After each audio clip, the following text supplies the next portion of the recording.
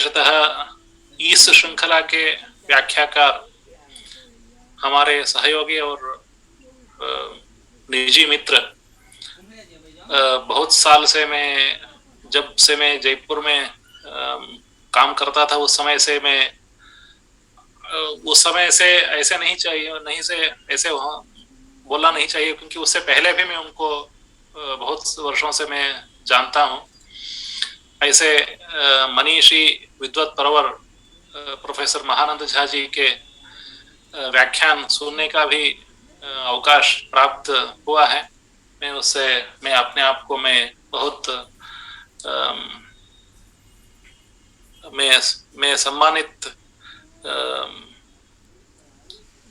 मानता हूं इससे।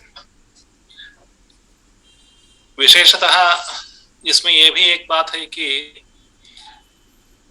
नाना शास्त्र हमारे सम्मुख में है, लेकिन नाना शास्त्रों में जो न्याय शास्त्र है वो न्याय शास्त्र ही अत्यधिक सर्वत्र प्रचलित है, और सर्वतः सर्व शास्त्रों से न्याय शास्त्र को अत्यधिक उपयोगी माना गया है।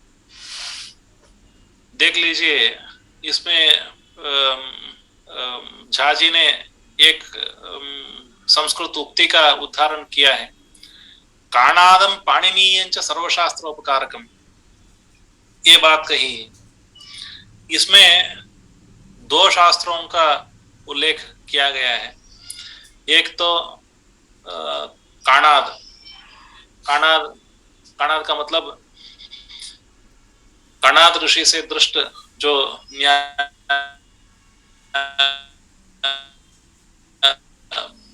जो वैशेषिक शास्त्र, और पाणिनी ऋषि के द्वारा जो रचा गया है, जो अष्टाध्यायी ग्रंथ और अष्टाध्यायी के अनुसार जो भी व्याख्या परंपराएं है, ये दोनों अत्यंत सर्वशास्त्रोपकारक।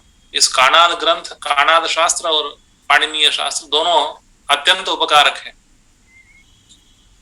मान लीजिए, इसमें जो भी संस्कृत शास्त्रों का अध्ययन करता है, वह बालक किस शास्त्र का अध्ययन करता है? पहले हम देखेंगे तो व्याकरण शास्त्र का ही अध्ययन पहले होता है, क्योंकि पहले संस्कृत भाषा का यथार्थ ज्ञान होना चाहिए। संस्कृत भाषा की शैली क्या है, संस्कृत भाषा का व्याकरण क्या है, ये सारे उनको पता होना चाहिए। इसलिए संस्कृत व्याकरण का अध्ययन अत्यंत आवश्यक है। इस कारण से संस्कृत व्याकरण का नाम पहले लेना चाहिए था। पाणिनीयम सर्वशास्त्रोपकारकम, पाणिनीयम काणादंच सर्वशास्त्रोपकारकम, ऐसे कहना चाहिए था, क्योंकि पाणिनीय शास्त्र हमारे संस्कृत भाषा की व्युत्पत्ति देता है।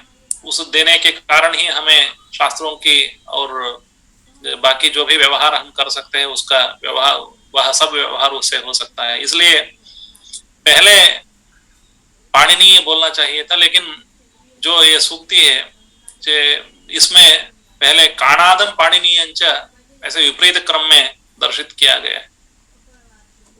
इसका कारण क्या हो सकता है?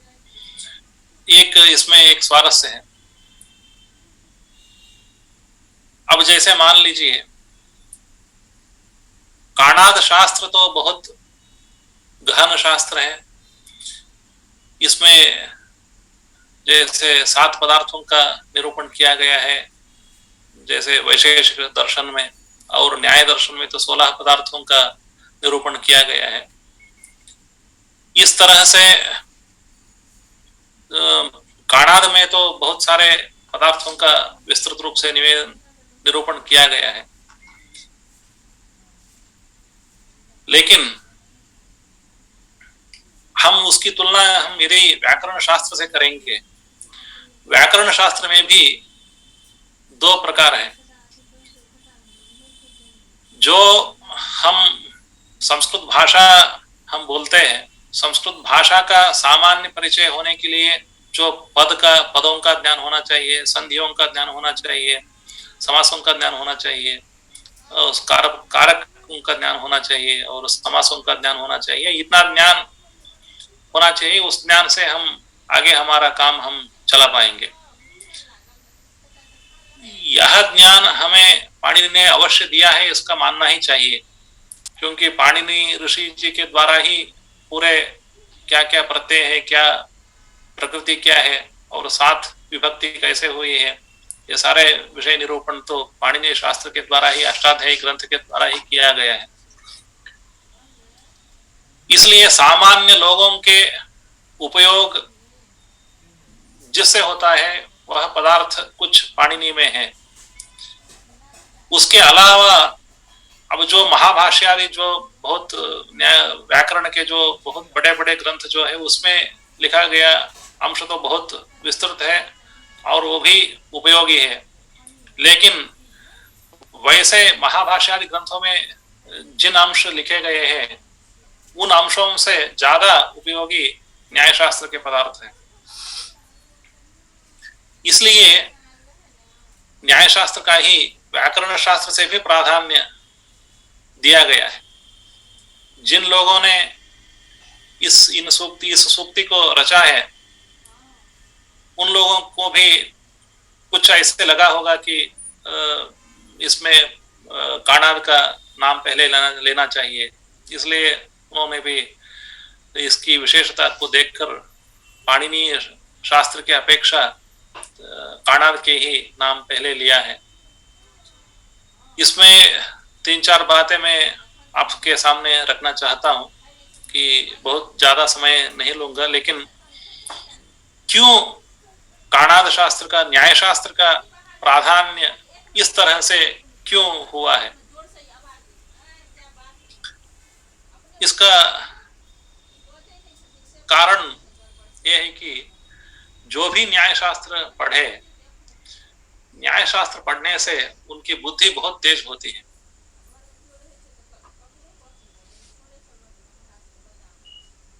अब जो न्याय शास्त्र पढ़ता है वह आदमी बहुत तेज होता है। जो भी न्याय शास्त्र को पढ़ेगा आदमी, न्याय शास्त्र की जो पदार्थ प्रक्रिया, ज्ञान प्रक्रिया, प्रमाण मीमांसा और प्रमेय मीमांसा दोनों को जो बालक, जो विद्यार्थी अपनाएगा उसकी बुद्धि तो बहुत तेज होता है, बहुत तीक्ष्ण होता है। तीक्ष्ण होने के कारण उनके जीवन में सर्वत्र यह न्याय शास्त्र का जो पदार्थ ज्ञान है वो काम में आएगा। इसलिए ही हमारे पूर्वजों ने एक श्लोक लिखा है, प्रदीप सर्व विद्यानाम। न्याय शास्त्र जो है यह जैसे टॉर्च जैसा है, प्रदीप जैसा है। आपको जो भी पदार्थ देखना है, लेकिन देखने के लिए तो आपको प्रकाश तो चाहिए। प्रकाश के बिना हम किसी भी पदार्थ को हम देख नहीं सकते हैं, वो चाहे सूर्य का प्रकाश हो, चंद्र का प्रकाश हो या आधुनिक लाइट इत्यादि हो, जो भी हो, लेकिन प्रकाश तो चाहिए। जितने दूर तक हमारे प्रकाश आगे चल रहा है, आगे तक प्रसारित हुआ है, वो उस दिशा तक हमारे पदार्थों को हम देख सकते हैं। वहां जो भी पदार्थ है सारे पदार्थों को हम जान सकते हैं, उन पदार्थों को हम ज्ञात कर सकते हैं। प्रकाश के बिना हमारे आंखें हैं, लेकिन आंखें किसी काम के नहीं होंगी। इसलिए सारे पदार्थों के ऊपर जो प्रकाश डालना न्यायशास्त्र का काम है, इसलिए न्यायशास्त्र का इतना प्राधान्य है। प्रदीप सर्व विद्यानाम, उपाय सर्वकर्मणाम, आश्रय सर्वधर्माणाम, विद्योद्देश्य प्रकीर्तिता या शाश्वतान्वीक्षी की मता, ऐसे उक्ति जो सबसे प्राचीन अर्थशास्त्र में ये उक्ति मिलती है और न्याय भाष्य में भी इसको उद्धार किया गया है। इस तरह से जो न्यायशास्त्र है, न्यायशास्त्र हमारे पदार्थ विवेक देता है।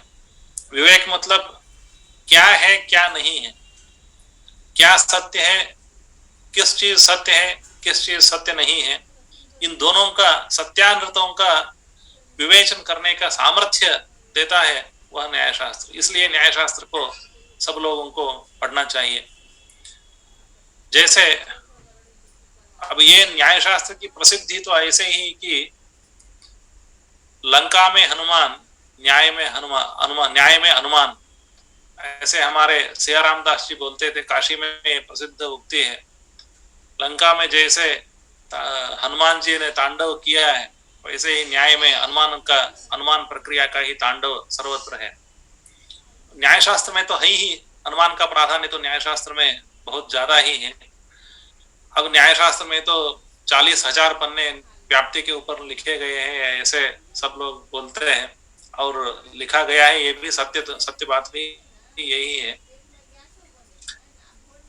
अब हम न्यायशास्त्र की अनुमान प्रक्रिया और पाश्चात्य जो प्रमाण शास्त्र है, अरिस्टोटल इत्यादि, उनके प्रमाण प्रक्रिया दोनों की हम तुलना करेंगे तो जो पाश्चात्य प्रमाण शास्त्र का जो ढांचा दिखता है वह बहुत कमजोर लगता है। न्यायशास्त्र के जो प्रमाण परिभाषा जो है, उस प्रमाण परिभाषा की तुलना में जो पाश्चात्य प्रमाण मीमांसा का जो प्रमाण परिभाषा वह बहुत कमजोर लगता है।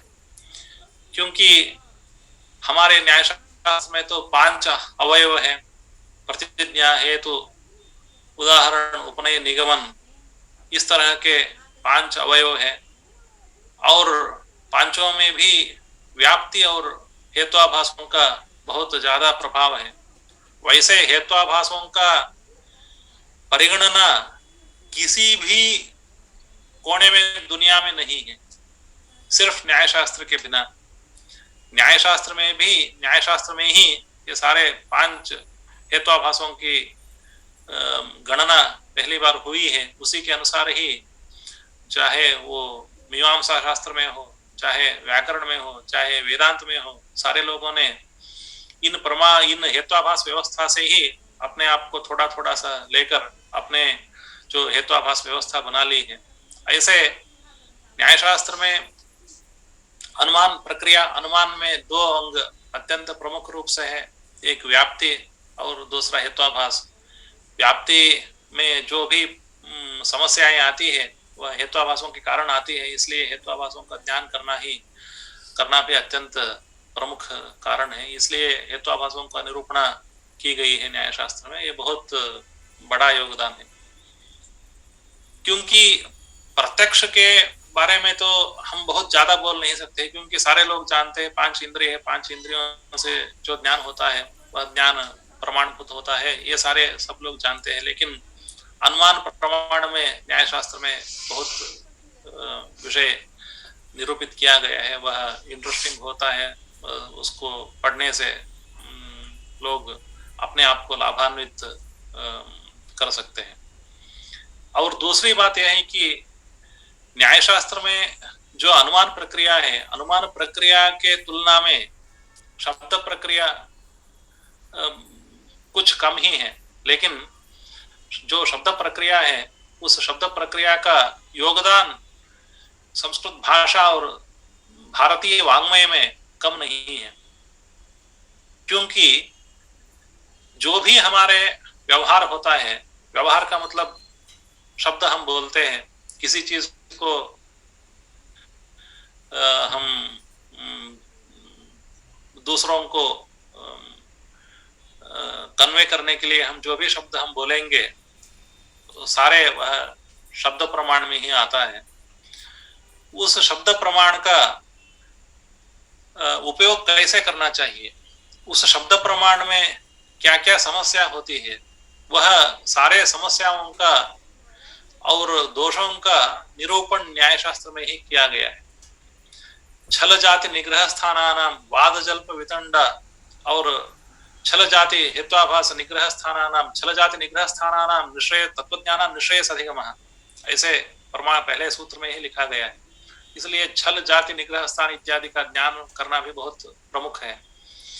और ये भी हमें हमारे बुद्धि में होना चाहिए कि जो न्यायशास्त्र में जो वाद प्रक्रिया निरूपित की गई है, उस वाद प्रक्रिया को ही पुरातन काल में न्यायालय में भी उपयोग किया जाता था किसी समय में। जैसे न्यायाधीश होता है, न्यायाधीश के सामने दो वादी और प्रतिवादी अपने आप को पक्ष में रखेंगे। उस पक्ष को जब रखेंगे, उस समय जो न्यायशास्त्र में जो प्रतिज्ञा जो 22 निग्रह स्थान है, सारे 22 निग्रह स्थानों का उपयोग उसमें किया जाता था। ऐसे दोष नहीं होना चाहिए, निर्दोष होना चाहिए ऐसे, और छल इत्यादि का प्रयोग नहीं करना चाहिए, ये भी उसमें लिखा गया है। छल का उदाहरण मैं आपको एक दूंगा। अब कोई कहता है कि गामानय, संस्कृत भाषा में गामानय, गाय लाइए, तो गो शब्द का बहुत सारे अर्थ होता है। हमें यहाँ विवक्षित है कि जो गाय दूध देती है उस गाय को यहाँ लेना है, हमें कहीं उसको दूध लेना है, दोहन करना है, इसलिए गामानय ऐसे हम कहेंगे। तो कोई आदमी इसको उलट पुलट करके ऐसे कह सकता है कि गो का मतलब है कि भूमि, पूरे भूमि को भी गो को, भूमि को कैसे हम लाएंगे यहाँ पर, यह संभव नहीं है। ऐसे करके वह आदमी हमें पराभव कर सकता है। ऐसे निग्रह स्थान, छल का उपयोग इत्यादि करना नहीं चाहिए। छल का और निग्रह स्थानों का उपयोग नहीं करना चाहिए। निग्रह स्थानों का उपयोग करेंगे तो आदमी पराजित हो जाएगा। ये सारे शब्द प्रक्रिया में भी, शब्द खंड में भी लिखा गया है। ऐसे न्यायशास्त्र अत्यंत अद्भुत शास्त्र है, इसलिए सब लोग न्यायशास्त्र पढ़ना चाहिए।